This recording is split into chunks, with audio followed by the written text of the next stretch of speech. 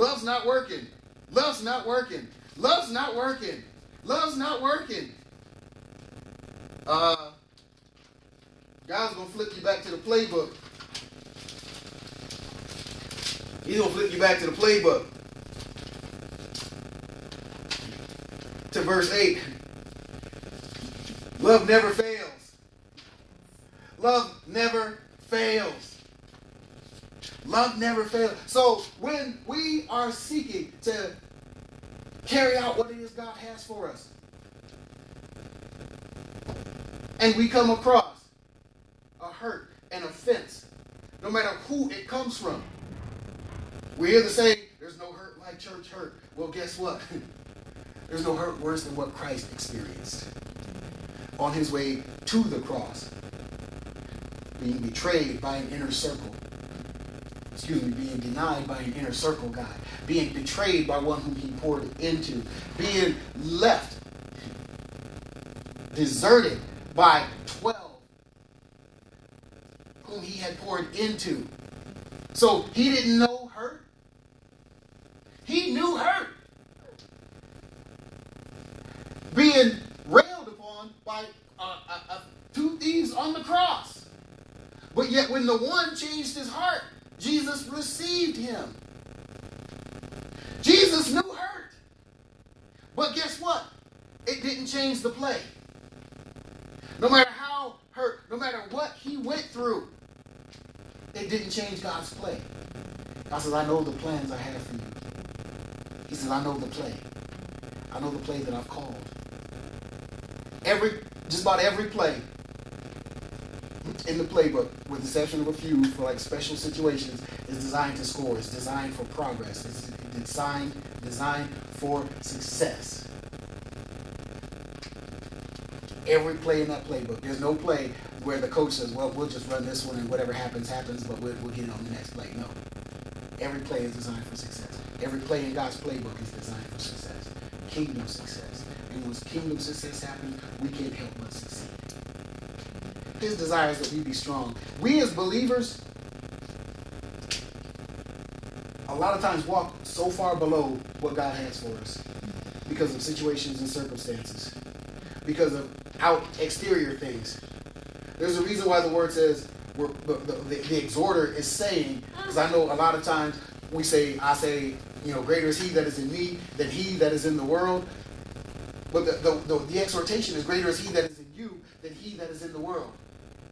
So that is a reminder to us that no matter what our situation, no matter what our circumstance, what's inside of us is greater than what's coming against us. What's inside of us is greater than who's coming against us. What's inside of us is greater and stronger and deeper and more powerful.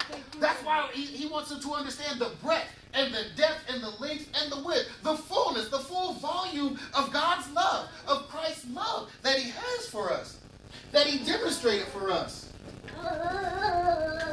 That's right. I was talking too much. I didn't let it preach. My bad.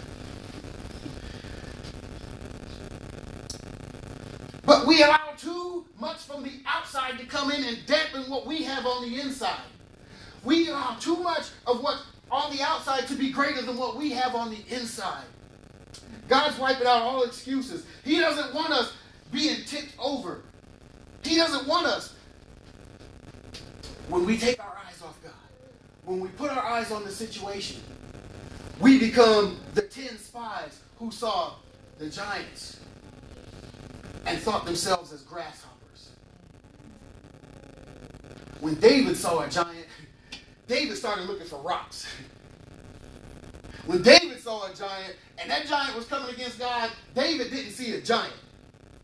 David saw an opportunity to lift up God. To lift up a stone into the head of that giant, but to lift up God. When he saw a giant, when the 10 spies, full-grown men, went into and they saw giants, they saw themselves as grasshoppers. Why? Because 2 spies went in and they saw giants, but they saw everything else that was in that land. That's why they brought back samples of the food.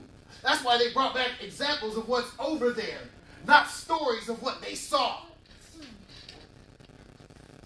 They looked beyond the giants. They looked beyond what their eyes could see. They didn't focus on that giant. They looked looked around and they looked at the whole big picture. Oh yeah, there's giants in here, but oh, look at those grapes.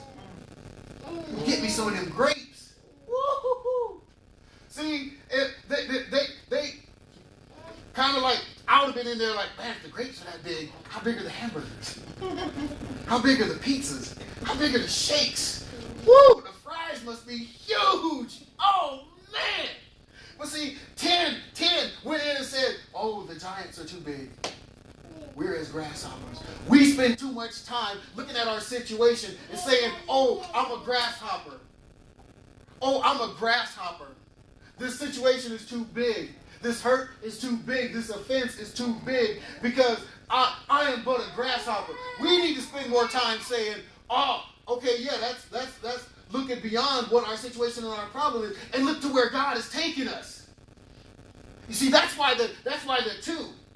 They were looking at where God was taking them. They were looking at the land. They were surveying the land, seeing what was in the land.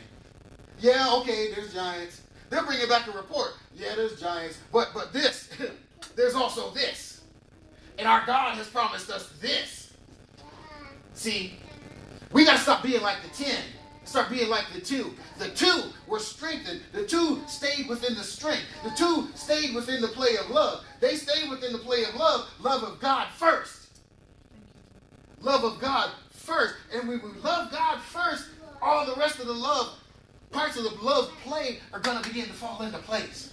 You got to stick with the play. There's quarterbacks in the NFL, a couple of guys that people really want, they like Russell Wilson. He's not the tallest quarterback in the league, but when he gets in trouble, he can buy time with his legs. He can move around. See, the play might look like it's beginning to break down, but he's going to move around. And his receivers know to find an open place. And Russell Wilson is probably going to find you and get the ball. So all we have to do, those receivers, when it looks like the play is breaking down, instead of putting their head down like, oh, the play didn't work, and they start wandering off the field, they see the quarterback moving around, and they're trying to find an open spot. See, when the play starts breaking down in our life and hurt and all this other stuff starts coming around, we think, oh, the play is breaking down. Love's not working. Love never fails. Why does love never fail? Because all the parts of the puzzle, when it looks like the quarterback's about to be sacked, when he's buying time with his legs, you got to go find that open spot. And God, the quarterback, is going to get you the ball. He knows how to get you the ball. He's going to get it to you in his time and in his way. But we got to keep up with the play. We got to stay in the play. We got to stay in the game. We can't continue to allow situations and circumstances that are nowhere near as big as our God. We can't continue to allow those things to keep taking us out of the play. And it may not seem possible. It's hard. But it's hard to do that. Yeah, it is hard to do that. It is hard to do that. Here's how God wipes out every excuse. Verse 20. Now unto him that is able to do exceeding abundantly, above all that we ask or think, according to the power that worketh in us, according to the power that worketh in us, not around us, not near us, not in our vicinity, not way above us, not way below us, but by the power, according to the power that worketh in us. Unto him be glory in the church by Christ Jesus throughout all ages, world without end. Amen. It may be the hardest, it may seem like the hardest thing to do.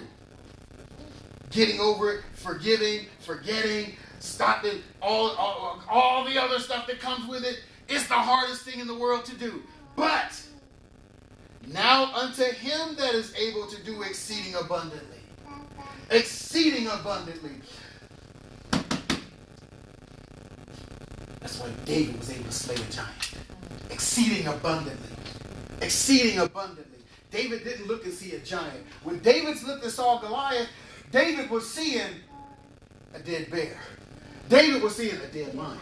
David was seeing a sheep dragged out of the jaws of a lion. David was seeing a God who was bigger than that giant, who was bigger than that bear, who was bigger than that lion.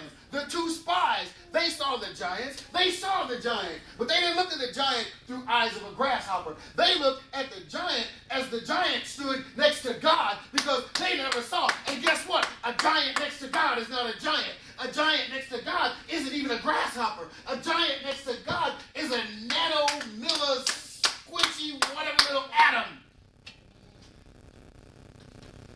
who doesn't deserve the attention.